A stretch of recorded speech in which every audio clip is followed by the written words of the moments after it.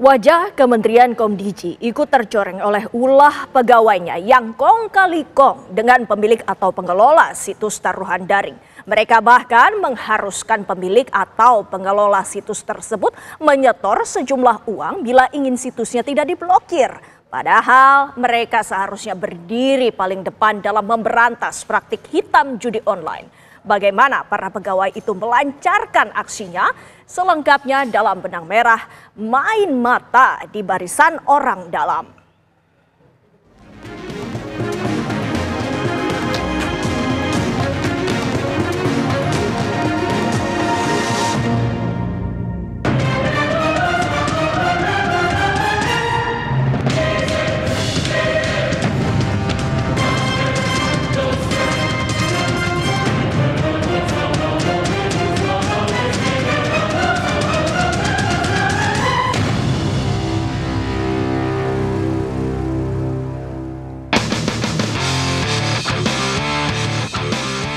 Kementerian Komunikasi dan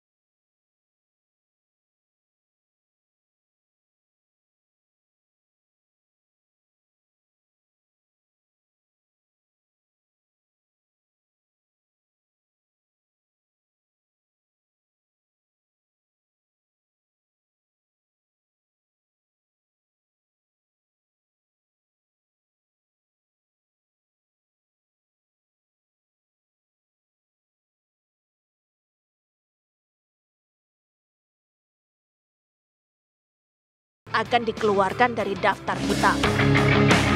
Daftar itu diketahui berisi kumpulan situs judi online yang menunggu giliran diblokir oleh Komdigi. Selanjutnya, daftar yang sudah disaring itu barulah kemudian disetorkan ke pihak berwenang untuk dilakukan pemblokiran.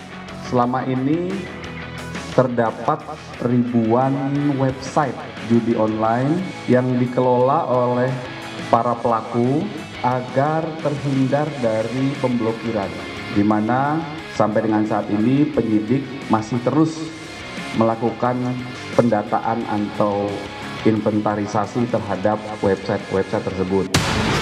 Salah satu tersangka dikatakan memperoleh imbalan hingga 8,5 juta rupiah untuk setiap situs yang dikawalnya.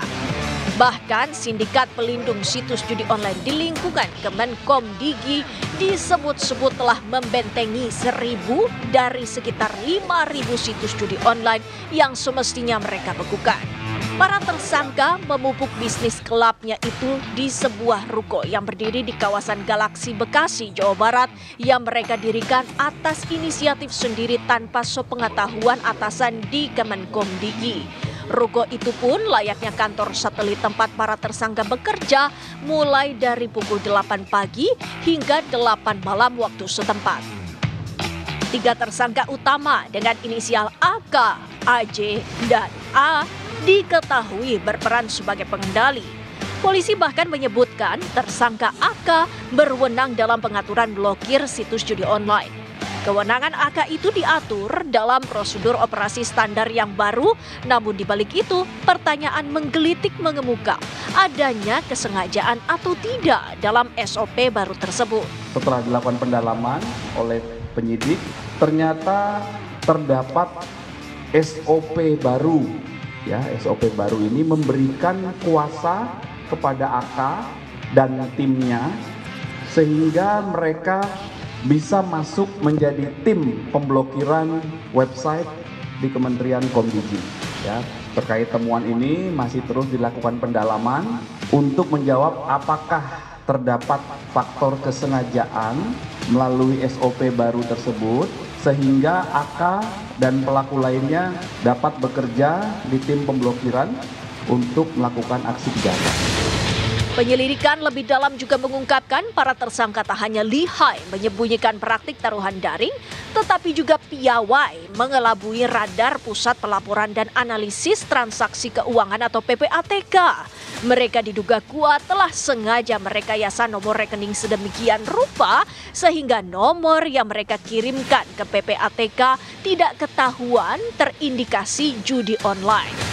Meski awalnya sempat mengecoh, namun kerja PPATK yang mengedepankan kehati-hatian akhirnya sanggup mengendus tipu muslihat para tersangka untuk kemudian mengungkap rekening asli mereka. Polisi menyebut tersangka AK dan yang lain menerima sejumlah uang dari situs-situs yang mereka kelola. Aliran fulusnya yakni uang setoran dari para bandar diberikan kepada para pelaku dalam bentuk cash atau tunai dan juga melalui jasa penukaran mata uang asing dengan lokal atau money changer. Tercatat ada 2 money changer sebagai tempat mengalirkan dana dari situs judi online ke para tersangka. 2 money changer itu pun dikabarkan telah digeledah oleh polisi. Diketahui bahwa uang setoran dari para bandar itu diberikan kepada para pelaku dalam bentuk cash atau tunai ya, dan juga melalui money changer. Terhadap money changer ini penyidik telah melakukan penggeledahan di 2 money changer. Kemudian saat ini penyidik masih terus melakukan pendalaman secara intensif. Meski begitu, ada pula bentuk-bentuk transaksi lain yang kerap digunakan para pelaku judi online. Menyikapi hal ini dan judi online secara keseluruhan, sejumlah kalangan meminta pihak PPATK bertindak lebih responsif mendalami dugaan aliran dana di pusarannya. Pengelabuhan transaksi melalui Bitcoin, melalui kemudian Binance. Terakhir beberapa kita menemukan Binance. PPATK saat ini terlibat di dalam Satgas terkait dengan judi online yang kemudian kemarin baru saja dirapatkan oleh dipimpin langsung atas perintah Bapak Presiden Prabowo, dipimpin langsung oleh Bapak Menko Polkam. Dibentuk ada 5 des, salah satunya adalah mengenai judi ini.